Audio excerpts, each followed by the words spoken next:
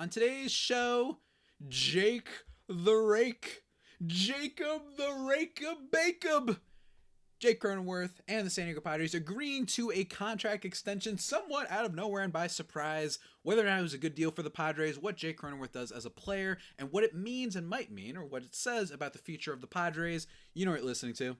Let's get started. You are Locked On Padres, your daily San Diego Padres podcast. Part of the Locked On Podcast Network, your team every day.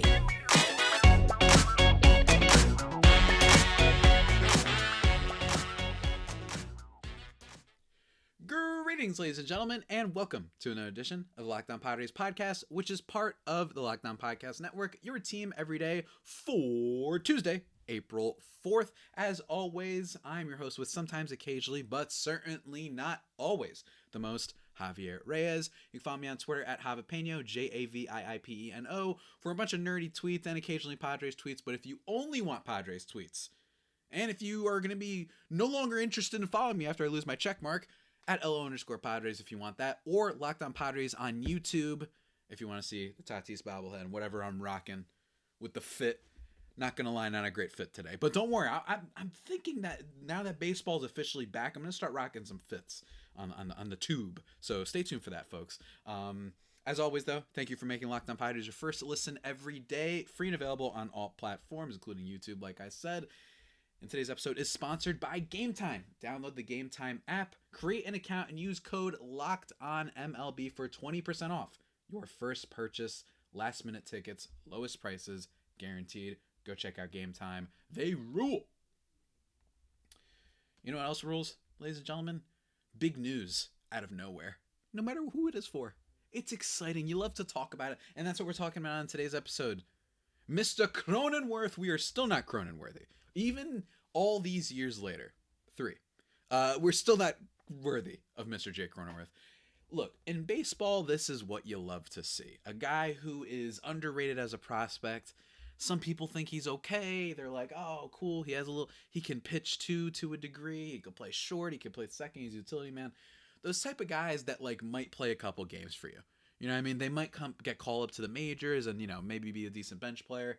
But what's so great about Cronenworth is, to me, what he has meant for the Padres, for me, has been one of the few, somewhat within their system players. And I know that they acquired him, actually, in the Tommy Pham trade. I understand that. But in terms of the energy, the vibes of Mr. Cronenworth, what I love is, he is that tertiary piece that you need to win a championship. Every time teams start winning titles, there's always that kind of prospect that comes out of nowhere, sort of, and he's not a star. He's a little bit more meat and potatoes, and to me, that's what Cronenworth has always been. And as a player for the Padres, he has been very, very effective. I've talked about this before, fairly ad nauseum, that when you look at second baseman, Cronenworth has been one of the better ones basically out there. He's been phenomenal. In fact, since 2020, Cronenworth is third in F4 among all active second basemen. Or I should say he has the third most F4, I should say, not all active second base, but I'm pretty sure there's some random second baseman out there that's still, doing really well, but for his career. But, like I said, he's been fantastic. Let me make sure that I get it correct, though. It is Jose Altuve, 11.9, Marcus Semien, 10.6, and then Mr. Jacob or Jake, whichever one, Cronenworth, 9.8. I've been seeing still Jake Cronenworth on the broadcast, so that's what I'm going to go by for now. At least for now, anyway. And then Tommy Edman, 9.4. Jeff McNeil, 8.4. So there's some notable names on there. Hey, Jeff McNeil, batting title type of guy, right? All-star. He's been better than him since 2020. Granted, that was because of a down 2021 season, but even still, I think that just that alone captures how good he's been. And the best single-season F4 totals for Padres players at each position since 2010. You got someone in there, you got Rivera, you've got Adrian Gonzalez, you've got Tatis from 2021, and you got Chase Headley at third base. Funny enough, right? Chase Headley. Until last season with Manny Machado, Chase Headley had the most single-season F4 at that position for the Padres since 2010. But for second base, it is 2021 Cronenworth with 4.4. That's right, ladies and gentlemen. He has been really, really good for the Padres. 1.6 F4 his first season, then 4.1, 4.1. He's been great. So yes, I actually got the F4 wrong in that tweet from about a year ago. Whoops. But you get my point. He's been very good. And he's not necessarily a guy that is going to wallop the ball out of the park. His career high in home runs is 21, which is in 2021. And I do acknowledge that people, like, we're so used to getting stars on this Padres team, right? But I really think that it's just so important to highlight the tertiary pieces. And the Padres certainly thought that it was important too, as they agreed to a 7-year contract extension, if I'm not mistaken, worth 7 years, worth $80 million. That came out on Saturday morning.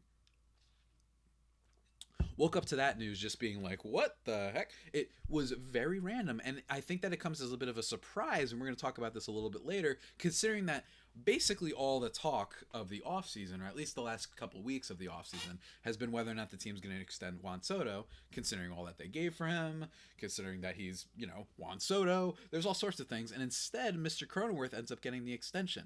That's about $11 million average annual value per year, and I think it's worth comparing that to the rest of the position. Second baseman. The highest paid second baseman currently in the league, according to Spot Track, is Marcus Semien. He's got a $25 million AAV. He's obviously getting paid for a lot longer, or I should say for a bigger total of $175 million. Then you've got Jose Altuve. He was going to be up there, that at $23 million. Then Andres Gimenez. He just signed a big extension for the Guardians, a team that I have been ridiculing on this podcast, but admittedly, they are not in that low tier of Brewers, A's, Rays. You know what I mean? The Guardians have shown that over the past few years that they've been willing to give some extensions. They're not giving guys like ginormous deals, and you don't have to. But I think that it's a really good sign for Guardians fans that like that team is going out and at least extending players. Kind of like what the Atlanta Braves do. I think that's totally cool for baseball too. DJ LeMahieu is fourth at $15 million per year. With a total of $90 million. And then Jake Cronenworth is now fifth, on the list in total, making $11 million per year. In terms of AAV, though, I should see, actually, I was going by total value. Total value, that's what it was. But in terms of the AAV, he's currently a lot lower, actually. He's 1, 2, 3, 4, 5, 6, 7. He's eighth in average annual value behind guys like Nico Horner, who signed an extension, Jeff McNeil, DJ LeMahieu, Ketel Marte, Andres Gimenez, Jose Altuve, Marcus Semien. So if you look at it from that perspective, that's a pretty damn good deal, I think. And I know that there are some questions with Mr. Cronenworth. Last year, his strikeout rate increased pretty significantly. Went from 14% to 19.2%. He did offset it with a higher walk rate, which was nice. And it's too early to talk about his stats this season. But I think one of the things that happened is his power went down a little bit. And he really struggled against some off-speed stuff. Kind of came back down to earth with that. But more importantly for me is that just in general, he's... what's the word? He hasn't done all that great against fastballs, if I'm not mistaken. Let me see if I can bring up his numbers on that. In terms of run value, actually, not necessarily in terms of batting average, but in terms of run value, I found it very interesting that in 2022, while he didn't hit horribly on batting average against four-seamers, he didn't do all that right. In fact, it's kind of alarming. His run value, which is a little bit of a complicated stat that I don't feel like explaining because, to be honest, I still don't fully 100% know how to use it myself, but it kind of takes into account, the ball count that you got the pitch, right? The situation that you got the pitch, and it takes into account a lot of that stuff and how it creates runs. And he had a -12 against four-seamers in 2022. Well, he had 11, 5, 9, and a -3 against a curveball, and then a cutter, he had a 7. So he was fine against every pitch except for four-seamers. So I'm wondering if that points to a little bit of a pitchers know how to attack him a little bit better, which I'm a little bit more worried about. You know what I mean? He has such a crisp, solid swing, but he's not lifting the ball and just slapping it all over the place lately anyway, last season and the 4 games of this season so far, than he did those other previous years. That, to me, says maybe they're starting to figure him out a little bit. This contract would pay him until he's about 35 years old, or 29 plus 7. What does that mean? 29, 36 years old. So it's a pretty meaty extension, and I've critiqued the Padres a lot about extending so many players and having this lineup totally locked in, a lineup that is quite good, but hasn't necessarily won you 27 titles. No, you know what I mean? This is not the 90s Yankees type of lineup where it's like, yeah, it's been done before, just extend them all and let's keep this core forever.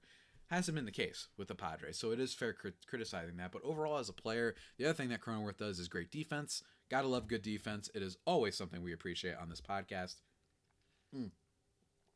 So good at defense, and the fact that he has utility value. He could play second, he could play short if he wanted to, he could play first, which is what he's playing this year.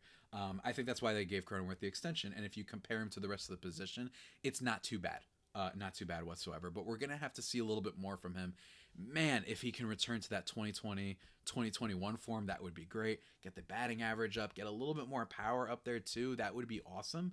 Otherwise, he's just a really solid player. He's got a lot of Ben Zobrist vibes. Not as much of a pull hitter as Ben Zobrist was necessarily, or maybe it was the other way around. I don't remember. But still, nonetheless, it's exciting. Although I'm not that bullish on the contract. I don't think that this is something that they had to do. In fact, I think that a lot of the moves the Padres have made the past couple of months, or the last year, I should say, have been a lot of moves that I've been excited about. Don't get me wrong. I don't hate the moves, but it's been a lot of like, okay, all right. I mean, I love this. It's exciting. It's great for me. I make content on this damn team. But I do admit, I don't think it's the only way to go about things, which is extending all of your players, locking everything in, and trading everything for superstars. It's great to see it for a team that has historically never done that for even the most minute quality of players, whether it be a Chase Headley, whether it be like I don't know, like a Kirby Yates or something like that. Like, pretty good players. They haven't even done it with those type of guys all that often, right? So it's still really exciting. But hey, he's going to be there for a while, and I think that the big value for him is his utility. That whatever kind of transpires over these coming years, if they find someone else, whatever, he can move around the diamond and kind of play anywhere. And I think that's what's really exciting about him for sure. But that doesn't tell the full story. That does not tell a full story. We got to keep talking about this, guys, because I have a lot of thoughts on this contract extension for sure. But before we get into that, ladies and gentlemen, I got to talk to you about something important. Something real nice, ladies and gentlemen. I talked about them at the beginning of the show. Look, buying tickets to your fading events, it shouldn't be stressful. This shouldn't be like Ticketmaster and the Taylor Swift fiasco. This shouldn't be, like you're trying to solve a mystery like the Da Vinci Code. You don't want anything like that. It's not fun.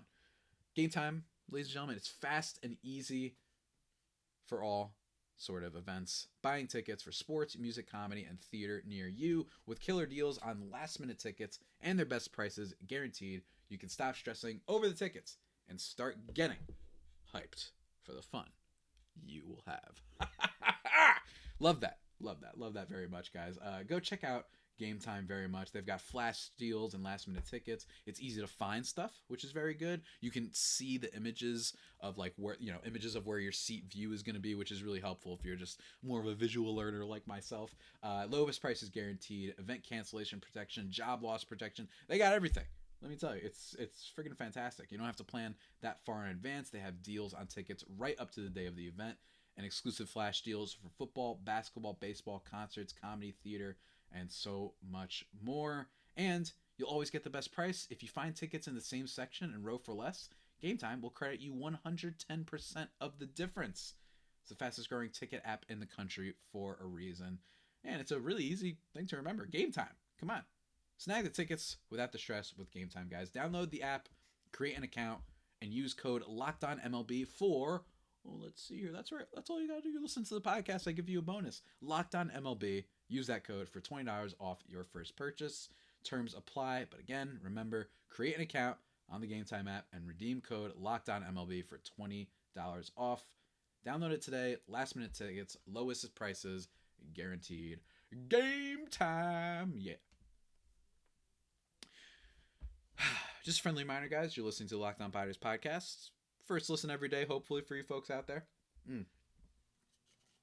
I hope it is. And we're talking about Mr. Jake the Bacob Cronenworth's extension.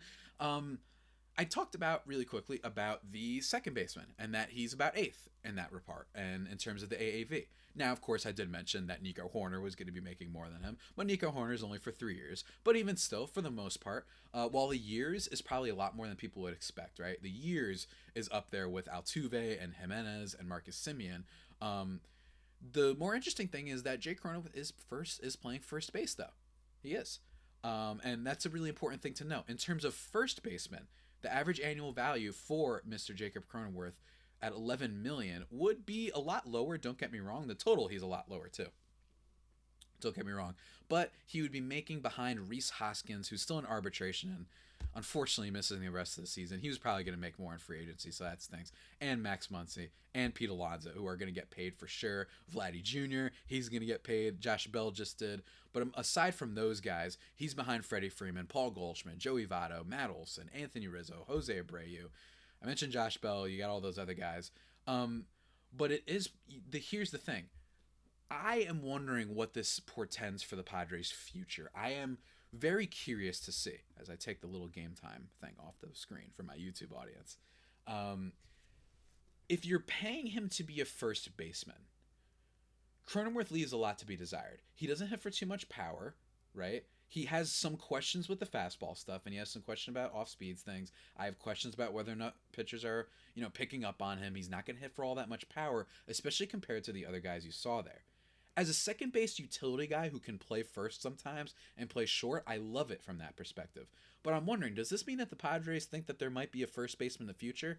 I mean, they did try and sign Jose Abreu reportedly in the offseason, so they clearly were looking at potentially doing that. They didn't want to do it to Josh Bell, who's now with the Cleveland Guardians, although I think he's going to be better than he was with the Padres. Personally, I just think Cleveland knows what they're doing, and I think Josh Bell's a pretty good player. I wouldn't have minded if they gave him another deal, even though he was pretty stinky with us.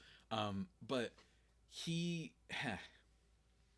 as a first baseman, that's not a lot. And look, first baseman, I'm not saying defense doesn't matter, but I think that it matters a little bit more when you're one of those other infielders. You know what I mean? You have a little bit more impact on the ball and where it's going and whatnot than at first base. I know he's playing first base this year, but I will like this deal a lot more if down the line he's playing second or he's playing short and he's able to give you more of that defensive stuff instead of being a guy who plays first. And I'm sure he's going to be a great first baseman. I'm sure I shared that clip of him jumping up and snagging when it was one of his first games for the Padres during the pandemic season when he snagged a ball that went almost over his head. Someone left me a comment being like, oh, well, you won't be talking because he's too short. All the balls are going to go over his head. Well, that's not the only thing that's going to determine a good first baseman. It's, scooping the ball. It's having a little bit of range for the balls that get past you by first base. That counts for something too. But I do understand that there's a little bit of concern here where it's like, hey, he's not hitting home runs he's not going to hit as many home runs as basically any of the guys that I mentioned to you, right? Vladdy, Alonso, Muncy, Hoskins. If Brandon Belt ever stayed healthy, CJ Crone, you know what I mean? Like, there's a lot of guys on here that are going to hit a lot more. Christian Walker is a great example, right? Like, he's going to be a free agent, I believe, after this year.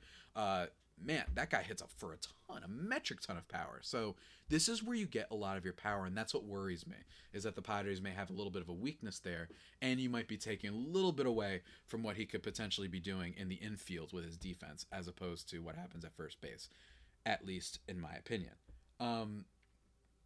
So that leaves a lot of questions there. I don't think that they necessarily needed to make this deal.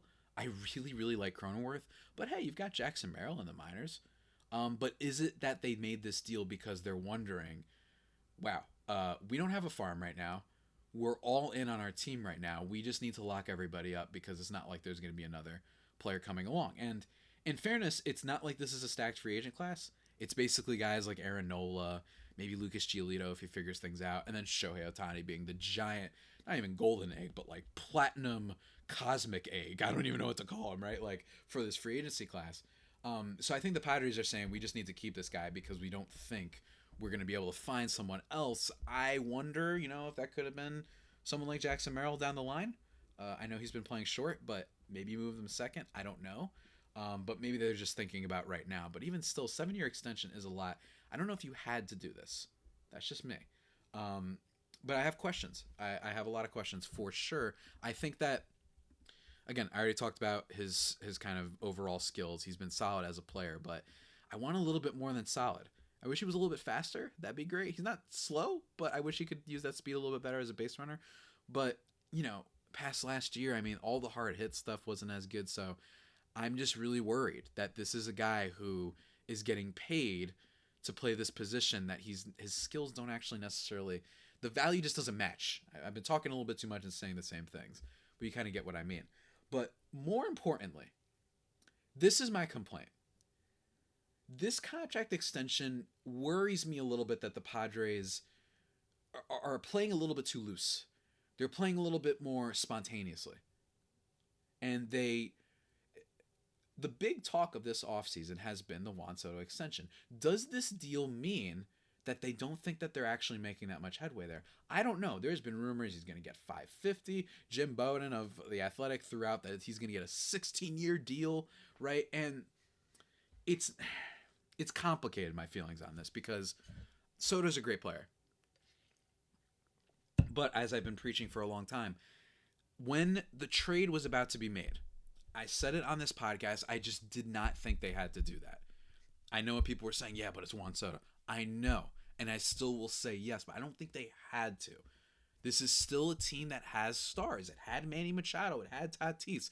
Don't get me wrong. I know that I didn't know at the time, and that's not, look, you can't blame me for that Tatis was going to get expended, but it's not like the Padres don't have a star right now. You do the big kind of giant jumbo boy extension, like say what the Guardians did with Jose Ramirez, when you've got all these other tertiary players that you're going to pay, but you're not paying them all a crap ton of money, right? Tatis is making a whole lot of money. Manny Machado is making a whole lot of money. Yu Darvish is making a good amount of money. And then, of course, new guy Xander Bogaerts. And Xander Bogaerts being brought into the picture makes me wonder, like, are they fully, like, kind of playing fast and loose right now? I'm going to talk about it more in just a second, guys. But before we do that, we're talking about basically GM style of stuff.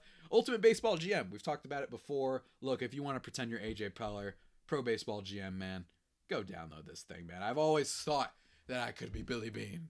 I've always thought that I could be Andrew Friedman or AJ Preller or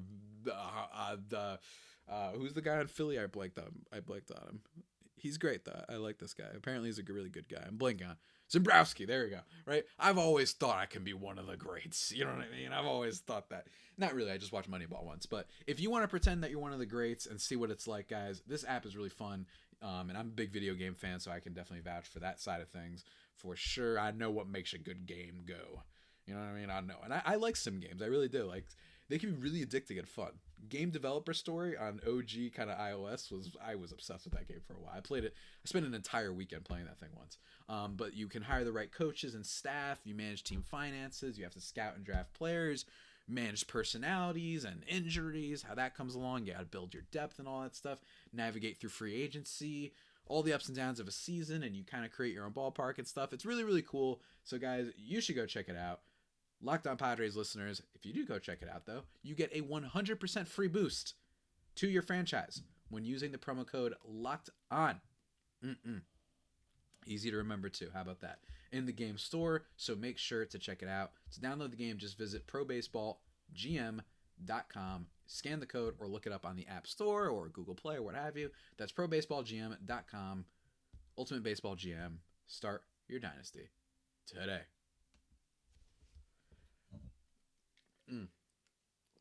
And on today's podcast, ladies and gentlemen, we're continuing to talk about Mr. Cronenworth and how I am wondering if this has been a little bit of a sign that the Padres are playing a little bit too fast and loose.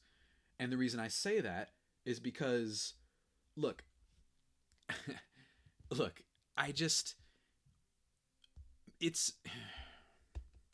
do I put this?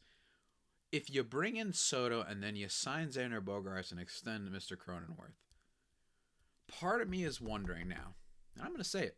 I'm going to act like a crazy man. Mackenzie Gore looked pretty great for the Nationals the other day.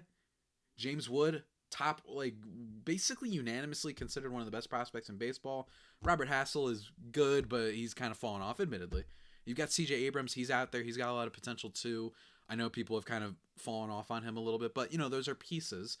You blew up your farm, and this guy, Susana, has been balling out a little bit, but it's mostly that, my favorite thing is when people take, those potato cam, low quality videos of guys throwing, wicked stuff, but, against not great hitters, or sometimes not even against hitters. It's yeah, the stuff looks interesting, but I don't know if he's, great or anything. But even still, they gave up a lot for this guy. And if you're not going to be extending him, it makes me wonder, okay, is 2.5 years of potentially, unless he for some reason turns into a pumpkin, of an MVP quality player worth what they gave up? I don't think it's a great exchange, but it's certainly not awful, right? If you told me you get 2.5, so let's say you get the 3-war season last year, basically, you get him at the trade deadline, whatever, and then you get 2 6-war seasons of Juan Soto for all the stuff you gave up. It could be worse. My issue is that it can't. That's in a vacuum, and the Padres have the stars. I'm going to keep saying this. I just don't know if these are the type of moves you have to make when you already have stars. Would you rather, if you knew that the Padres were going to get Xander Bogaerts, you have Bogaerts this summer, you have those 3 meaty contracts of those positional players with Manny and Bogaerts, and then you have Tatis, as well. With those guys, would you rather be like, all right, cool, we have Mackenzie Gore, we've got this Wood guy coming up, maybe he can be an outfielder that could be really great for us, he could play left, he could play right, whatever happens, he just seems like he's the next great thing, and you have Mackenzie Gore, who could be the back end of the rotation guy, the 4 on this team, it's at least worth bringing up, and then you have the club control and all that stuff, and that does matter when you are paying these guys all that much money, because then you save money, and then if you want to boost the rest of the team with some, flyer type of players, guys that I talked about in the offseason, guys like Conforto, right, guys like Mitch Haniger, players like that, like decent players that you can just kind of take on like these expiring contracts, right, not to use NBA terms necessarily, but it's like, oh cool, like, I mentioned Josh Bell before. You get someone like him for like 2 years, a decent player, like your Jose Abreu types, right? Where you're like, you guys, we're going to spend money, but we're not going to spend long-term money. We're already content with our long-term guys here. I'm just wondering, listeners, leave me a comment, send me a DM. Does that sound more appealing than trading everything for Juan Soto for potentially just 2.5 years, although probably 2.5 great, awesome years? Does that sound more interesting to you? When you know that you're getting Bogaerts. If you say yes, then that's kind of where my mind is at. I'm not saying that I wouldn't do this deal. Let me be very clear. There's some nuance here. But I'm saying that's why I'm wondering if the Padres have really planned all of this out. Now, don't get me wrong. The important thing to say here is that they didn't trade for Xander Bogaerts. They signed him. It's not a guarantee that they knew they were going to sign him. So they decided, all right, let's go for Soto. So that's a very, very, very important thing. I'm just speaking in hypotheticals and whatnot right now about team building. And I love talking about team building in baseball and sounding like a friggin' dork. So that's why I'm doing this. But it makes me wonder, is it worth doing all that and giving up all those assets and basically your whole future if the guy's only going to be there for 2.5 years? And if you knew that you were going to go out and be ready to spend on a superstar. Considering that they reportedly were talking to Judge and that they reportedly made an offer to Trey Turner before Xander Bogaerts, like, I think they were clearly ready to go out and spend money. And I think that they would have been even more willing to spend money if they hadn't acquired Juan Soto. So that is my question. Would you rather have that instead? And to me, it is, I know. I will look, go ahead. You know what? Go ahead. Aggregators, go ahead. Clip it right now. I don't care. Record everything I've said on this podcast. Throw it in my face. You can send it to Ben Woods or Stephen Woods and Ben Higgins. You can send it to the folks at Gas Lamp. You can send it to Dennis Lamp. Whatever. Make fun of me all you want. But I'm just saying it's an interesting hypothetical to be like that. And it makes me wonder if the Padres fully have planned out all of their moves smartly, or have they just been like, oh, cool, shiny toy, boom, and go. Which is not a thing that should be entirely discouraged, but it is something that is at least worth bringing up in conversation, and I think it's really fun to just talk about this. I don't mean this in a mean way, right? When I say, would you rather, knowing that they would get Bogaerts, just kind of steady along and whatnot, and go hard and whatnot. But I will say, it also was worth pointing out that last year, they thought they were getting Tatis back, and they were a playoff contender, and they said, okay, let's go get Soto. That's another part of this. They didn't know. So, again, that's just me, though. And with the Cronenworth extension, is that a sign that they might not be able to do Juan Soto? Because that is a whole lot of players that will be the same. In the lineup, that would be Manny, Tatis, Cronenworth, Soto, Bogaerts. That would be 5 players that will be the same, essentially, assuming Soto gets what he wants, until 7 more years from today, until 2030, right? Like, that's a lot to count on staying really well and good. And I just think that sports are unpredictable, and you got to be careful. I'm not saying any of these players are going to be bad, but it's nice to be able to wiggle around and move, because you don't want to be like an Angels. You don't want to be like the Phillies from a while ago, right? When they were stuck with Chase Utley and Cliff Lee and Ryan Howard and Jimmy Rollins, were great players, but they were just kind of stuck on their team for a while, and they were rebuilding. But they just had these 4 dudes on their team that you were like, oh man, can we just move on from these guys? They're not doing much, and they're overpaid. That's kind of this situation. It's a very light comparison, but that's what I'm wondering. And for me, Mm.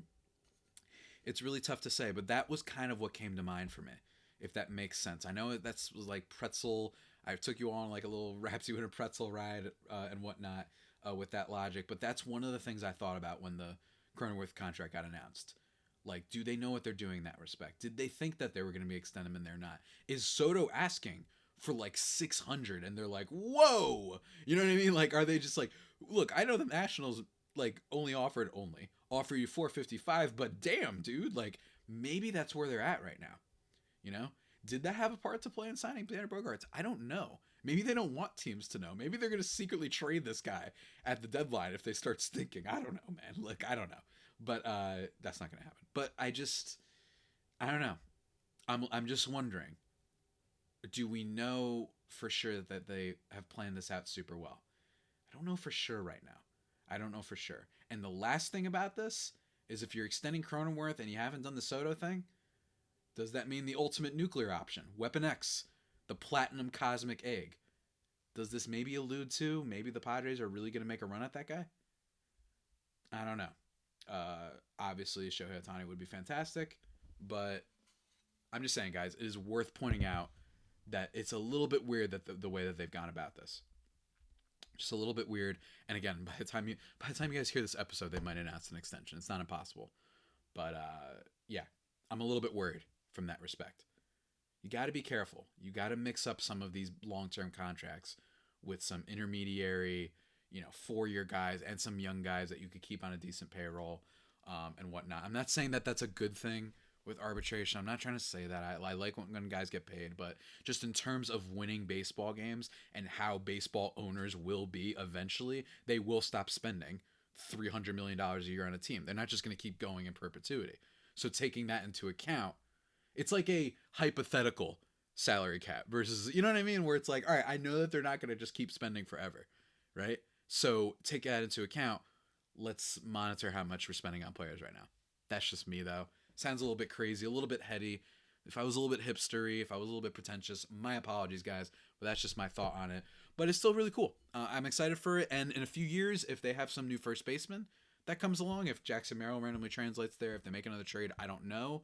And then Cronenworth is back in the infield doing his thing, it'll make the contract potentially look even better. But for now, I'm lukewarm on it, as I've been on a good amount of Padres moves past few months. I really loved the Bogarts move, and I really liked Soto, but little bit lukewarm on this one, at least for now. But with that all being said, ladies and gentlemen, that about does it for today's edition of the Locked On Padres podcast.